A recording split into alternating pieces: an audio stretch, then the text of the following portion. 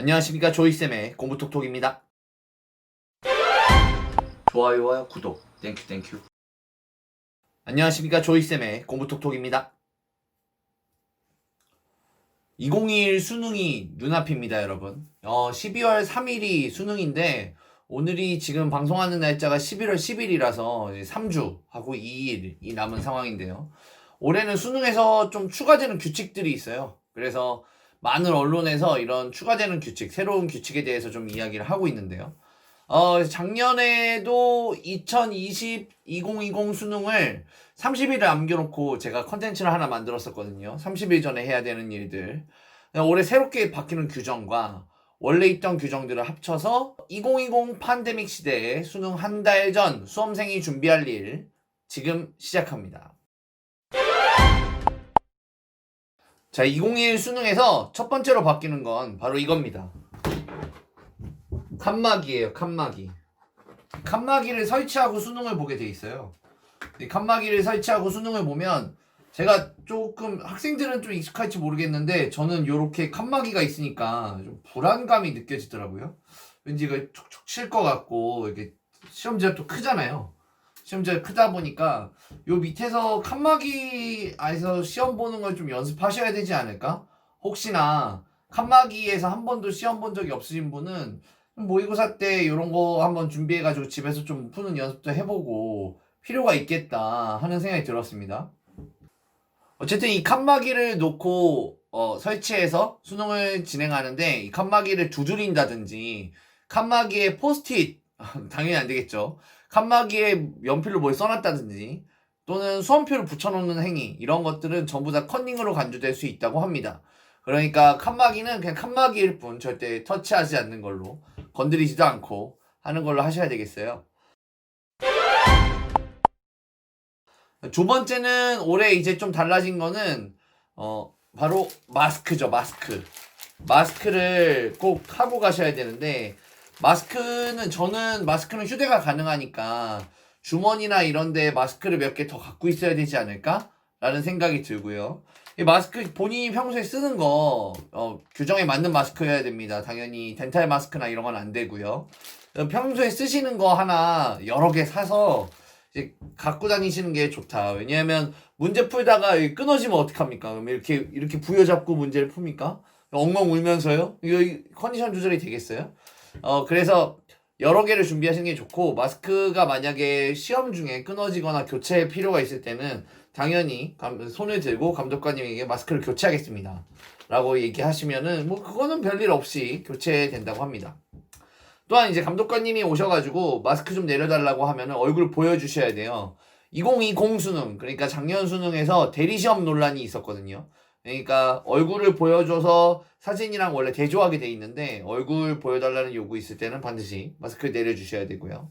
2021 수능에서는 반에 들어가는 인원이 28명에서 24명으로 줄어들었습니다. 그래서 좀 더 쾌적하게 볼 수 있게 바뀌었다고 합니다.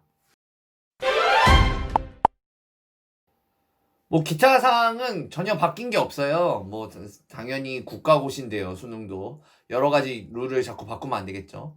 당연히 가지고 갈 수 있는 거는 이제 시계, 아날로그형 시계만 되고 수험표와 신분증 그리고 컴퓨터용 사인펜, 수정 테이프 흰색 그리고 연필 이런 것들이 가능하고요. 지우개도 가능합니다. 샤프심도 가능하고요. 0.5mm 가져가셔야 되고 마스크 아까 말씀드렸다시피 마스크가 반입이 가능합니다.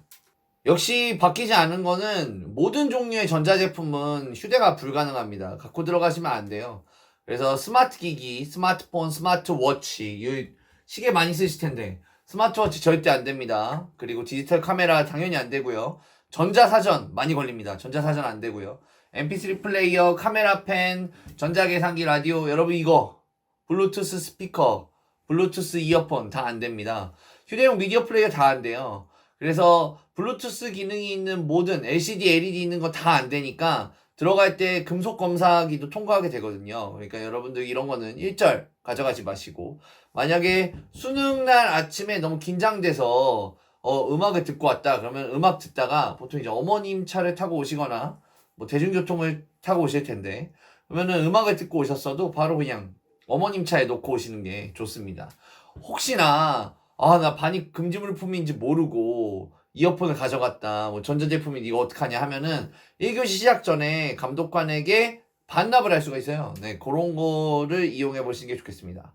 혹시나 이번에도 자기가 갖고 있었다는 사실만으로도 이런 전자제품들은 전부 실격 처리가 되니까 반드시 꼭 챙겨주시고, 핸드폰도 아예 울지 않을 거야 하면서 가방 속에 넣어놨다가 울면 우는 즉시 실격 처리가 됩니다.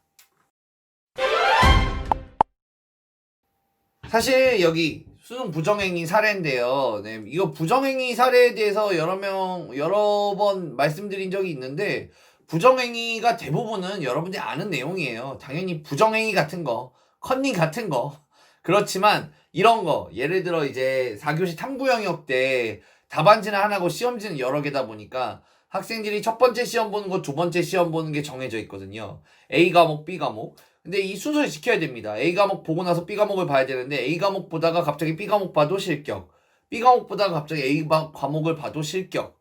A 과목, B 과목 다 보고 다른 시험지 C 과목을 열어봐도 실격. 다 실격입니다. 그러니까 그런 거 조심하셔야 되고, 가장 많은 사례입니다. 지금 말씀드리는 탐구 과목에서 자기가 볼 순서를 지키지 않거나 아니면은 자기 볼 거 말고 다른 시험지를 들춰보는 실격 사례가 가장 많으니까 이런 거 조심하시고요. 작년에도 말씀드렸다시피 지금 이제 한 달 조금 안쪽으로 남았는데, 지금 이 시점에 옷을 준비해 주셔야 됩니다. 그날 입고 갈 옷을 미리 빨래도 싹 하셔가지고 옷걸이 걸어서 이제부터 안 입는 걸로. 만약에 어머님들이 보고 계시다면 지금 그날 싸줄 메뉴 미리 다 정리해 놓고 생각해 주시고 장볼 준비도 좀 미리 해 주시는 게 좋습니다. 네, 임박해가지고 아우 그거 싸주고 싶었는데 그게 없었어 뭐 이런 거 되지 않게. 그리고 학생들 같은 경우는 옷을 준비해 주셔야 되는데, 옷을 준비하실 때 여러 겹으로 준비해 주시는 게 좋아요. 얇은 걸 여러 겹으로. 네. 왜냐하면 당일날 그 반의 히터 상태가 어떨지 모릅니다. 너무 더울지, 너무 추울지, 적당할지 알 수 없기 때문에 몇 겹을 입을지를 본인이 정하실 수 있도록 해주시는 게 좋아요. 그리고 공부를 더 하는 거는 좀 무리고요. 지금 뭐 공부 잘 되시지도 않으시겠지만 더 문제를 풀겠다 이런 생각을 하시는 건 좋지 않고요. 여태까지 틀렸던 거를 더 이상은 틀리지 않겠다 하는 다짐으로 좀 정리해 주시면 좋고, 뭐 영어 선생님이니까 영어에 대해서 여쭤보신다면 영어는 듣기평가를 지금 많이 해주시는 게 좋습니다. 잘하는 학생도 못하는 학생도 듣기평가 여태까지 별로 안 하지 않았습니까? 네, 좀 등한시했던 과목인데 수능 특강 영어 듣기 네, 꼭 해주시는 게 좋겠어요. 여러분들 이제 30일 후면은 드디어 여러분의 긴 레이스가 끝나게 되거든요. 네, 여러분들 모두에게 좋은 결과가 있기를 바라고요. 저는 여러분들의 좋은 수능 점수 기대하면서 지금까지 조이쌤의 공부톡톡이었습니다. 좋아요와 구독 땡큐.